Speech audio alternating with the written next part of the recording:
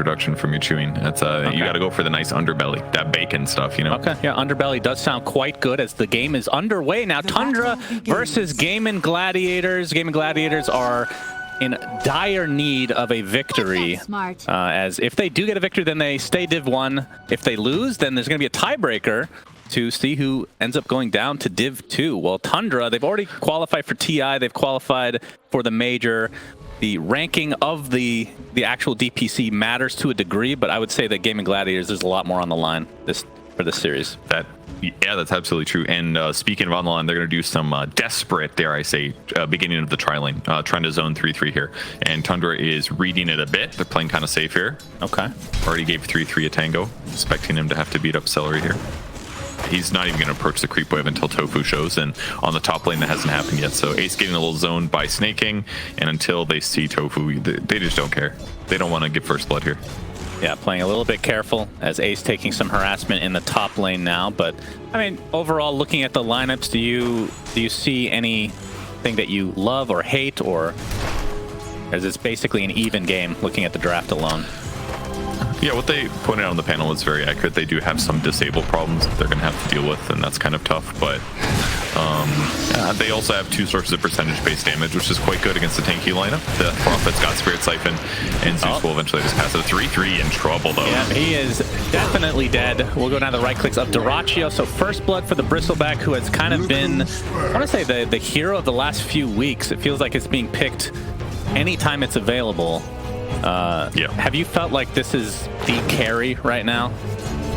It is really, really good for sure, because it lanes well, and it also scales really well too. And it does a nice mix of like being survivable, and also like you don't really have to buy BKB on the hero, for example, so you don't have to worry about timings as much. You're pretty much good to go all the time. He did go for Goo level 1. He's been using it really well here against Tiny. Look at this minus armor. Yep. Minus 6.5. Sox is in a lot of trouble. Gets off the Avalanche for Dyrachyo. A nice job of turning around, so Tofu should be able to get this for himself. So 2 kills already for Gaming Gladiators, as Skeeter will find the first for Tundra in the top lane. So Ace, obviously, like you said, in a 2v1, it's kind of expected at a certain point. Yep, that's going to be the offset. It's very important that they do get kills on Ace while they're getting kind of smashed here in their off lane. But yeah, that Goo level 1 pickup, not super common, but it's a great skill. It's minus 3.5 armor at level 1, slows by 15%, slows an extra 3% every extra stack with an extra negative 1.5 armor. With 3 heroes hitting somebody, that minus armor is incredibly good. If you just had Quill Spray there, they don't get those kills, they don't pressure the lane nearly as well. So that was really cool. Ace getting some help in the form of Tofu, but Tofu's going to be the one that ends up dropping here. They almost got Snake King, but the Fairy Fire kept him alive. So trying to salvage this lane to a degree. Really hard to tell now that the musical chairs have kind of ended for the time being. Which, like, would you rather be in Gaming Gladiators' shoes at the moment because of the Bristle start, or would you rather be the Bloodseeker? I mean, what you're basically trading is both offlaners are behind and both carries are ahead. So which one is better for your squad? Bristle being ahead is pretty sick. Having your Death Prophet behind feels a little bit bad to me on the Tundra side. And having Night Stalker be behind also kind of hurts, because Night Stalker should be really effective against the Tundra squad. Death Prophet's probably still fine despite being behind net worth, whereas Night Stalker is kind of a hero that's tempo based. Like if he gets really far behind, he just can't really be as aggressive and as effective. So in some ways I kind of think that, I don't know, it's probably a little better for Tundra, but it's pretty even. Bottom lane, 33 is going to get gone on, but he does have that Spirit Siphon percentage-based damage that you were talking about, so that's going to force Dyrachyo back a bit, as 33 getting a little bit more healthy.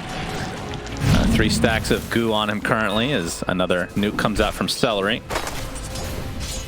And, I mean, looking at the mid lane, 29-3 for the puck, and on the other side, Mr. 9 playing Zeus, 22-2. I mean, Zeus has been this hero that I want to say 80% of the time it feels like, at least the games that I've cast, is the support. So this time opting to go mid. Your thoughts on that for this specific game?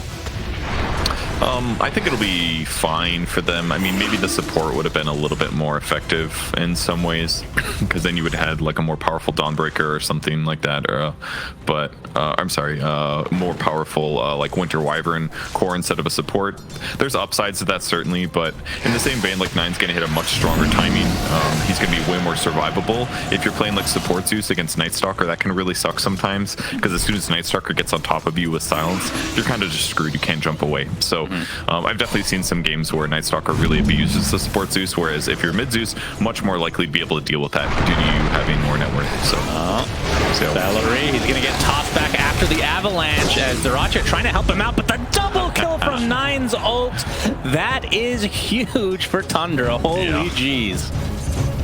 I just watched him tick over to 6, and I was like, oh, I wonder if he's going to use that. I look bottom, there's that fight perfect there. Catches both of them. He doesn't get that much experience from it. I thought it would be a little bit more, but hey, the extra gold is going to accelerate him a little faster towards the arcane boots, which means that his lane becomes even better. And yeah, his last hits are quite a bit lower than Puck's right now, but this is just because Puck gets to abuse the small camp so much these days. You walk up to a creep that you're about to nuke anyways, you nuke it towards your small camp, and you basically just clean those up for free without having to even leave your lane. Yeah, Snake King gets dropped in the top lane in the meantime here as Soxa going for another toss play, but he's going to toss the catapult instead. As Ace getting chased by Skeeter gets slowed to a degree thanks to the hammer and the void, and you can see Boom coming in, nicely timed ultimate, and this would be a nice cleanup for Gaming Gladiators. You can see the Night Stalker just sticking around for that extra XP, a little bit of payback for Gaming Gladiators. I thought he was dead for sure, but not quite enough run down there, even with the phase boots on the Bloodseeker. So good escape for Night Stalker and a great rotation. And he gets back to the mid lane as the catapult gets there too, so he doesn't even lose that much. Continues to abuse the orb on the mid wave and the small camp. So everything going really solid for Gladiators right now, but the game's still very, very even. Yep, Arcane boots finished for Zeus. Dyrachyo picks up his Vanguard, which isn't going to help too much against 33. In fact, it helps do more damage, if anything, with the Spirit Siphon. I mean, I feel like we've seen the exact same build almost every game. Sometimes there's a hood instead of a Vanguard, but Vanguard into Ags pretty much right off the bat. You're expecting similar things, I assume. Yeah, he's going to probably need a hood this game due to the Zeus and the Spirit Siphon damage. It's just too much magic. But a lot of cases, you just get the Vanguard because it's good enough, right? Vanguard is good against magic damage and physical in the sense that it gives you more HP, you know? So it's like, yeah, I could buy a hood, but I'd have 250 less HP, that kind of a thing. But he's really going to need some magic resistance later on, even if it's just something like a cloak. You usually don't want to spend too much on it, though, because then it delays your Ag Scepter, and that makes your timing a lot worse. But I think in this game setup, when they have this much percentage-based damage, yeah, he needs to have magic resistance later on. Yeah, Ace gets ruptured, so that's the first one of the game for Tundra, and ends up being an easy one overall for them as Tofu gets off the nice Starbreaker. See if they chase any further. Skeeter has some move speed to go with it, but they're not going to pursue as they're fearing potential TPs to come out from Gaiman. Yeah, they've been messing with Dyrachyo a little bit on the bot lane too with the toss back, but didn't accomplish very much. Ooh, that was close. That was sub 20 HP, I believe. As Dyrachyo, he's going to get gone on now, 33 with the Exorcism, and that is a very large kill for Tundra. This is something, I don't want to put too much blame on Dyrachyo, but we have noted that one of the big differences since the Major is it feels like he gets caught out quite often on this position 1 in a lot of their games, which ends up resulting in snowballing to the other team's favor. I'm not sure if that's going to happen this game, but that's something I've noticed that wasn't really the case during the Major, before the Major even. Yeah, I don't know if I'd necessarily agree. Maybe he's making more, from my perspective, maybe he's making a couple more mid-game mistakes where he gets picked off, but yeah, maybe his performance hasn't been quite as solid, but again, everybody keeps getting better. It's a very hard game to stay on top. As Dyrachyo now level 5 in that bot lane, so looking at the actual farm going out, he's doing okay. But obviously against that Bloodseeker, it's going to be a bit of favor for Tundra, as Snake King is going to have to cold embrace himself, but he is surrounded by enemies, and the Starbreaker is going to be enough there. So Tundra lose their support as Boom is coming with that coil. Try to set something up on Skeeter, who is having a monstrous game. Basically tied for the top net worth. Yeah, both the mids are sitting equal. Skeeter's having a great time. Now Dyrachyo dying twice total. His net worth has dropped a little bit, so despite the nice start for him, it's gotten a little bit worse. He is still going to pick up a soul ring. He's got a CM in his team, so this is one nice thing for Bristleback actually, is that usually you struggle a decent amount on mana in the mid and late game because the soul ring is not enough to sustain like the Ag's goo spam, but CM will help a bit there. We do see the coil, but unfortunately for Gaming Gladiators, it is onto Snaking. So I think Tundra will take that. As 9. It's fine. They're just getting Puck more golden experience, right? Closer to Witchblade now. He's 200 gold away. So his rotations being successful is really important on this hero, because if you get a couple good rotations, it kind of just unlocks your solo kill potential. And there hasn't been much pressure on 9 yet. They haven't even made an attempt on him, just because killing him is pretty difficult. They'd have to probably commit like Dream Coil and like 2 ultimates, but for now, game's still very even. 3-3s getting decent levels and experience too on the bot lane. Tofu cleaning things up, but yeah, very even game so far. Yeah, Sox have been looking for somebody, as we're going to see a smoke now from Gaming Gladiators on the side of for Boom and Celery specifically. And Boom's ultimate not going to be up for another 18 seconds, but he does have the Arcane Rune. If they can time this, is not really anybody that nearby. The closest is Skeeter, who's just backing up. So bot lane, we're going to see 33 with the Exorcism. Going for Tofu, who's going to dodge the Avalanche, gets off the hammer in the meantime, looking for potential TPs to come out for Gaimin, but they're not to come, so Tofu will be left to his own devices. Radiant structures are fortified. Yeah, I think they were just hoping for a top hero to show maybe. I mean, if they all TP bottom, the fight probably doesn't go that well anyways.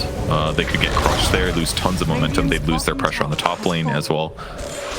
But this looks pretty solid for Tundra from my perspective. They, you know, they got the tower killed, they got their little kill.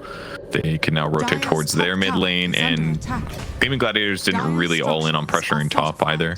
Not like they have very good tower pressure with their heroes either until Bristleback gets more farmed. So yeah, slightly ahead for Tundra still, and if they can get a successful kill on Dyrachyo mid, this would be really big. Yep, they're looking for the Avalanche to start with the toss rupture. That's a lot of damage, but it is a Bristleback. Tofu coming in with a nice Solar Guardian on top of Boom's coil, so they end up getting the kill into the Bloodseeker, but it is at the cost of Dyrachyo's Bristle. So a 1-for-1 for both position ones.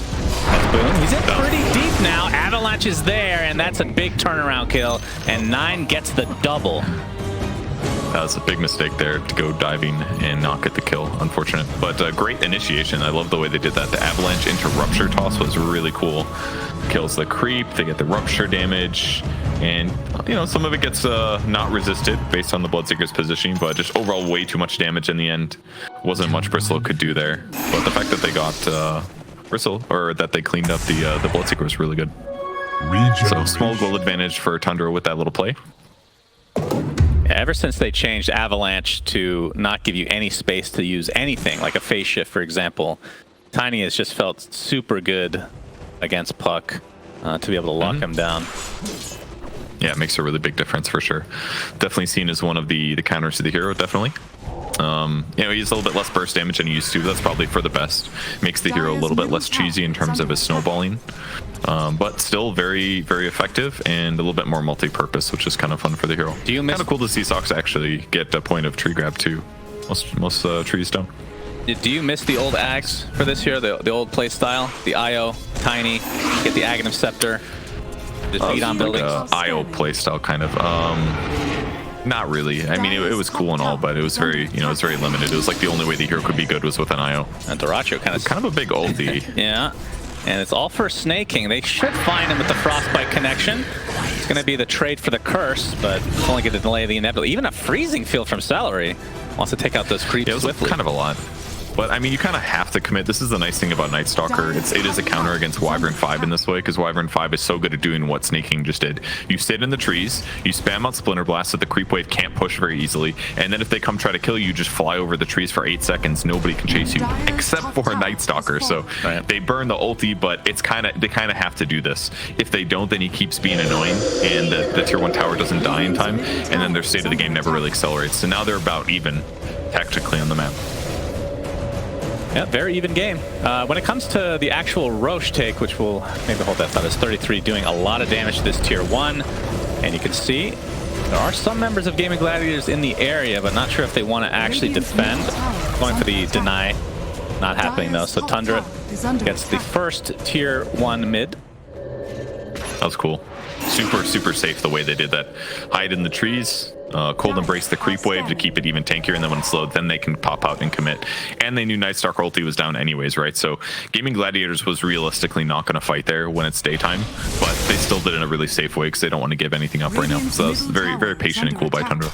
Yeah, Ace is working on a BKB, and I feel like we haven't seen much from him yet, aside from that kill onto Snake King with that ultimate of his. But I mean, you can see his farm. I mean, it's not the greatest farming hero, right? That's kind of the issue with Nightstalker. I mean, the shard, I guess you get at some point that can help to a degree, but it feels like a hero that just has to get like super active really early.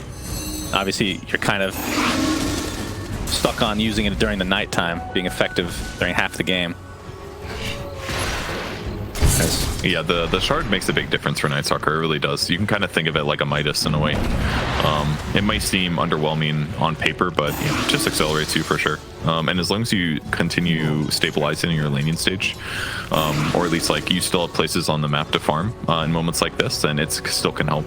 So his net worth is not as great as Death Prophet's for sure, and he can't take objectives as well, but if he transitions well in the mid-game fights and gets kills on backliners and stuff like that, he'll be fine. And Bristle has Aghanim Scepter purchased now, just needs to be delivered, so that's the obvious power spike from Gaiman, as they're trying to align it with the BKBs, so Nightstalker is still a recipe away, and I guess that's the only person going for BKB as of now. But Tundra kind of reciprocating, right? So it feels like it's much more standard play to get the BKBs like roughly the same time for both sides versus like what it used to be years ago. We're gonna see a smoke now from Gaiman. Boom. Oh, smoke does pop. He gets the blink off. Coil onto 9, but you can see he's actually outside that Solar Guardian, so he might be just fine. In fact, Boom gets disintegrated. That's not even a word, Purge. It's 9. 9 looks like he's going to drop. No, the curse is saving him for now, but the Splinter Blast is not quite enough. He gets out with just a sliver of HP, and Dyrachyo dies as well, so this was just terrible from Gaiman. And it's not over yet. The rupture is there as well. So triple kill for 33, a 4 for nothing. And they even invented a new word for me during this fight. So much was done for Tundra. All right, let's take a look and watch Zeus get the puck gets incinerated here. I mean, it looked like a good jump because Zeus jumped himself away, and then they were able to coil him kind of close to enemies, but unfortunately it looked like the Donald was just slightly out of AoE, so they didn't get that damage follow-up. Puck got blown up almost instantly, and then they also got Bristleback so low from this that they were able to clean him up. Just, yeah, absolute disintegration of a team fight. So it is a combination of incineration and disintegrate. Yes, that was, whew. That's a sign of getting old right there. As you can see, Boom in the trees. They're going to get a little bit of vision here. Avalanche toss and the silence, and that is yet another death for Boom. Number 3 for him. And obviously not to compare because Nisha has just been, I mean, I don't know if it's just me. Obviously everybody's, you know, touting how good he's on puck, but I don't remember ever seeing anybody do so well on puck ever in this specific season for Secret. Why are you talking about Team Secret? Because there's a puck in this game. It's just not the same. Okay. I mean, he never dies on puck for Nisha. It's unbelievable. Sure.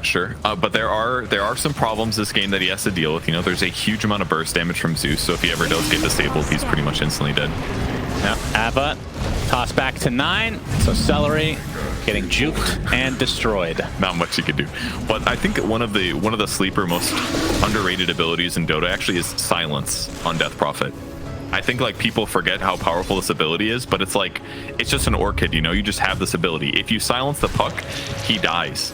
Like most pucks don't buy Yule's Scepter these days. So yeah, Boom has made a couple mistakes where he gets a little bit overly aggressive. He gets silenced, and then they just use regular disables to kill him. Dyrachyo, he's all alone. You can see the control coming out from Soxa, but the TP attempt is not going to be successful. The 9 ultimate coming at the last moment. Looks like 33 is actually the one to get the kill, but that was as close as it gets. Yeah, I thought he was out for sure. As we're going to see now, a curse from Snake King as Tundra starting to take firm control of this game.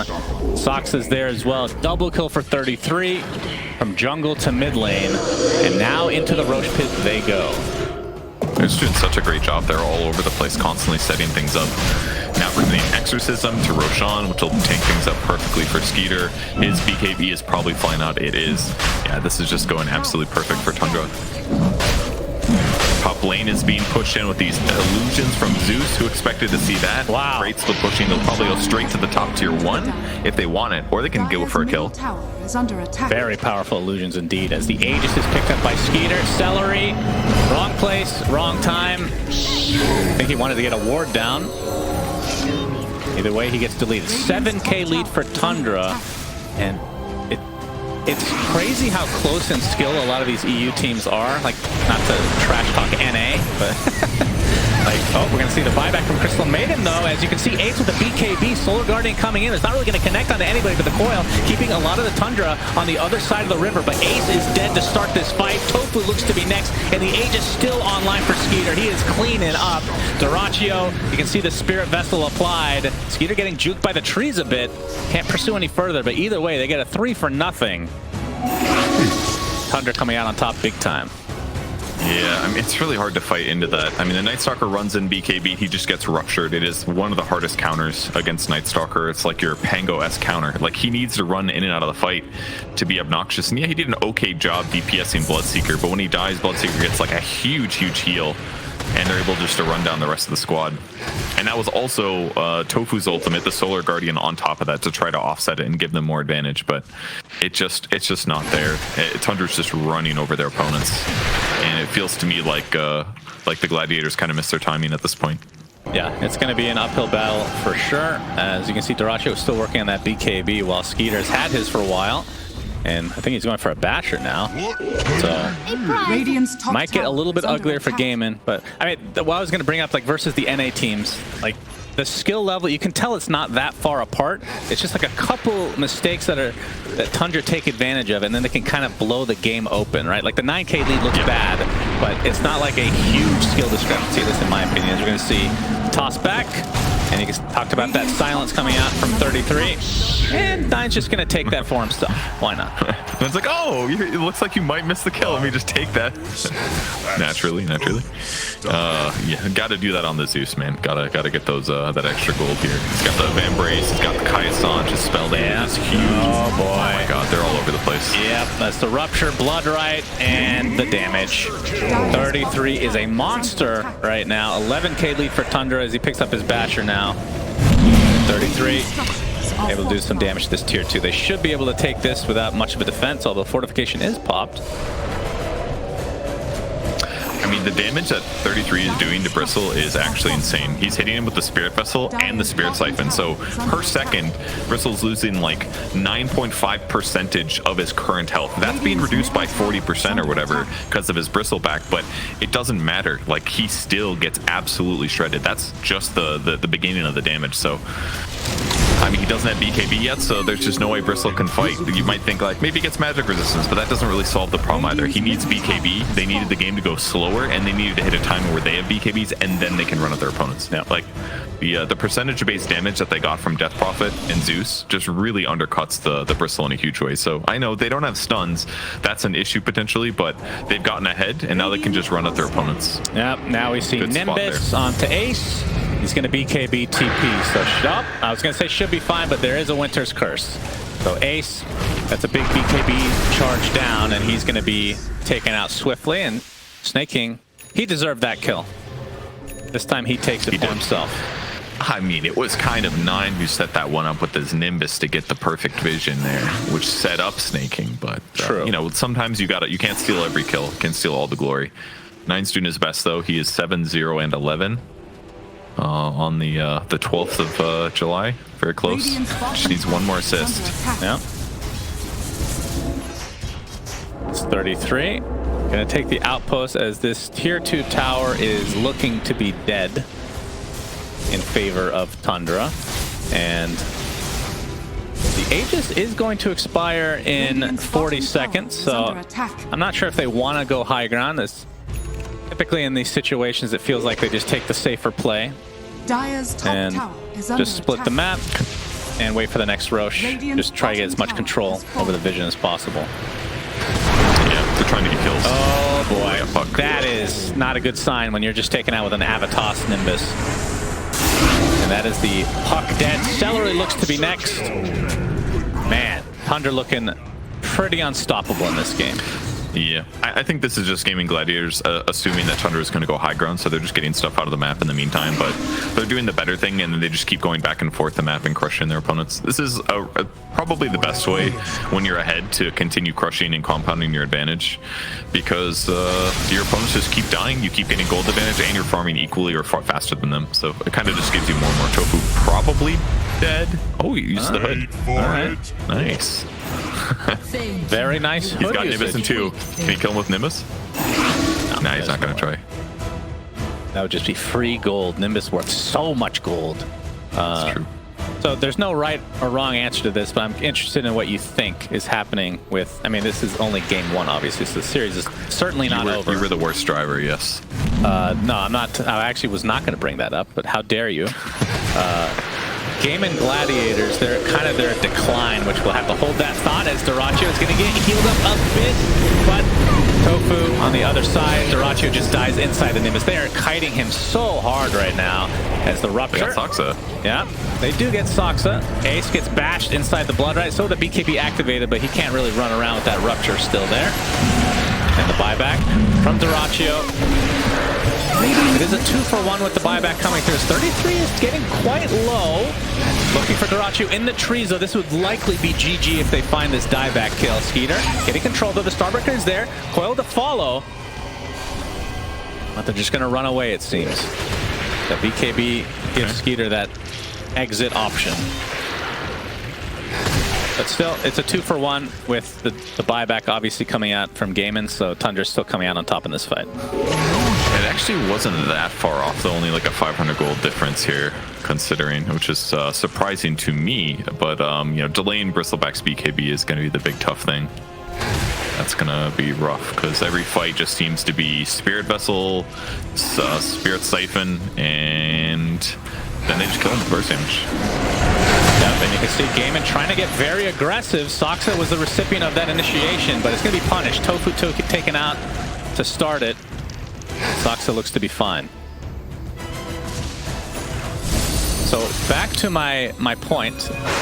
Gaming Gladiators, since the major, they just haven't really looked the same. Like, how much of a combination is it that the patch kind of nerfed them a bit versus them knowing that they're qualified for TI, so maybe not? I mean, I guarantee you every team is thinking they're taking it seriously, you know, but it's human nature to, like, put your pedal off the metal to a degree, just like in the go-karting that you saw, which is the main reason that I lost, obviously.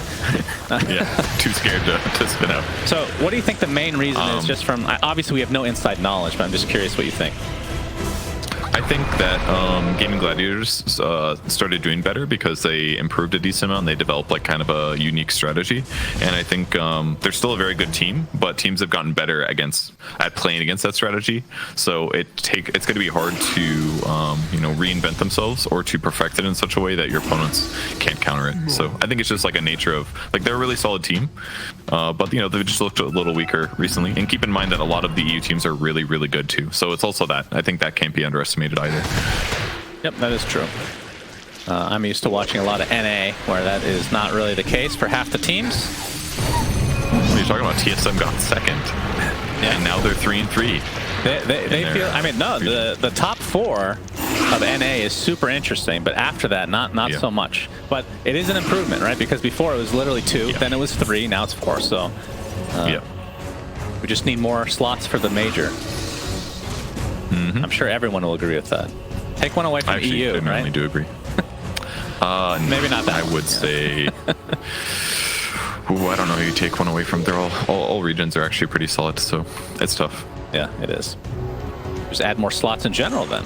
You know, the old power creep mechanic. Just do the old 19 teams invited to the major and figure it out. Easy. As Ace and company, they're smoked up. The Avalanche is going to slow them down a bit as Ace, you can see, has that crippling fear activated, but he gets ruptured inside the Blood Right. It's already at half health. Just trying to find some distance from Skeeter, but they're going to find him easily. Don't even have to touch him. Just the rupture was enough. And that is a dead Night Stalker for 40 seconds with no buyback. Skeeter really using his BKB well in the sense that he's not using it. I mean, he runs into sort of dangerous circumstances, and he's just trying to force his opponent's abilities away, because now they know that Bristle pop BKB, because he can't fight Bloodseeker without it, and then he just has to back, and now Tundra can do whatever they want for another 90 seconds or so. And if Dota2 comes up, this is what's going to happen. Celery, will he get away? Attempting to TP out. And looks like it did get canceled. He's doing... Yeah. That's not going to happen. So Tundra getting everything they want. I assume they're waiting for the second Roche to finish the game, as it is now up. And boom. Obviously doing the Puck classic of just split pushing as much as he can to delay what seems like the inevitable. This is a 20... Oh man, the coil. Yikes. That feels bad. He knew Snake King was there because he went invis with his Shadow Amulet, but Snake King anticipated the re-jump. And ends up getting caught. 9 gonna chase him a little bit. Yep. And with the Bristol dead, I guess Roshan isn't really needed. As 33 and Skeeter just gonna start hitting the racks. So this should be a clean top racks for them. And it could continue. I mean, they can go for full megas if they really want, as all the outer towers are down at the moment. But with the Exorcism dissipating, looks like they'll reset and potentially go for the old Roche. Not too bad here. Keep in mind, Bloodseeker has like perfect items against the Bristleback this game. He got the shard earlier. It's giving him like 50 pure damage per hit that heals him. The Mjolnirs were really good against Bristle too. When he activates it on himself, the quill damage that comes out naturally is going to sometimes proc damage back. It's just fantastic here for Skeeter. Really tough for him to play. Celery gonna walk in though. Yep, he's gonna get tossed back, and Skeeter ends up getting the kill. That was the old alley-oop. Skeeter really slam dunked that one. It's Dyrachyo trying to find a target, and Soxa is gonna get another toss, this time onto Tofu. Man, he is just doing everything for this team as he's attempting to TP out. Looks like he's gonna be fine. Nope, they do find him in the end. Okay, he gets healed by the Cold Embrace, and instead, Dyrachyo is the one that is taken out swiftly, and boom, pops that Essence Ring, is trying to help out his friend in that Night Stalker, but Ace drops next. It's a 3-for-1 as finally Soxa dies, but the GGs come out. So game 1 going to Tundra, and I mean, it started off relatively even, but just a couple of mistakes from